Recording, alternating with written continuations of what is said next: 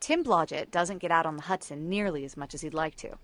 Oh, just missed one. His ideal summer day, spending it on this river in upstate New York, fishing bass and pike out of its waters. There's one.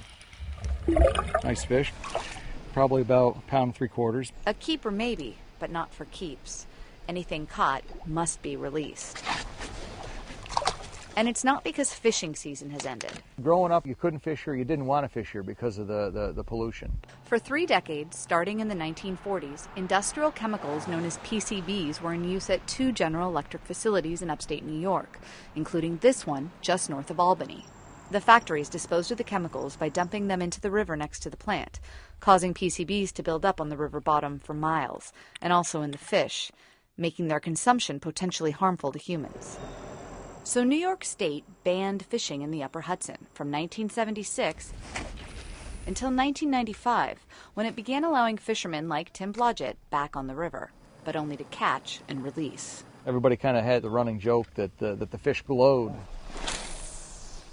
You wouldn't know that the river is sick just by looking at it.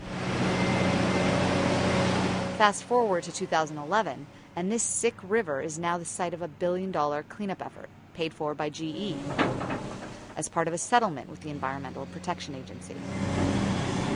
Key to the cleanup is a process called dredging, to remove the PCBs from the river bottom. This is one of the most environmentally complex, logistically complex dredging projects ever conducted in the United States. The Hudson River dredging project has not been without controversy. GE opposed dredging for years in favor of letting the river essentially heal itself over time. The EPA's position was to take no action until 2002, when it issued a decision to implement dredging. 10 years of study led the EPA to conclude that PCBs need to be removed from the river. Unfortunately, the PCBs don't degrade, so the PCBs are still there. GE's contention was let it get covered with clean material, and our contention was that that's not really happening. Therefore, it needs to come out. You have to get the source out for the river to be able to recover.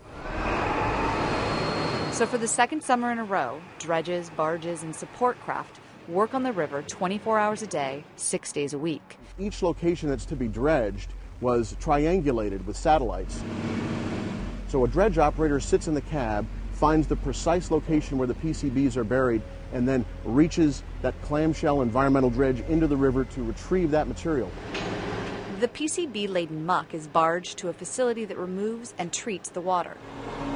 The remaining material is then wrapped up and shipped by rail to hazardous waste landfill facilities in Idaho and Michigan.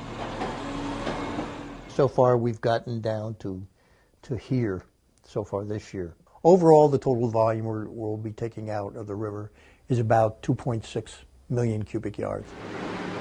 That would fill the old Yankee Stadium twice. After dredging, fresh fill is brought in and carefully layered over the dugout sections. The plan is to then plant vegetation in those spots underwater in the spring. GE will continue dredging south for 40 miles until all the areas marked by the EPA are cleaned up. They hope to be done within 5 to 7 years. This is not a cleanup for our generation. It's for the next generation or the generation thereafter. It will take a long time for the river to finally heal, even after the dredging is concerned. Without this, it would not heal. Tim Blodgett will continue to catch fish in the Hudson River. And maybe someday he won't have to throw them back. The Hudson River is definitely a jewel, and I hope that as the Hudson recovers from the dredging and from the pollution, that people will make it a point to come here. It's been a pleasure to be able to fish on this river now. It's a privilege, really.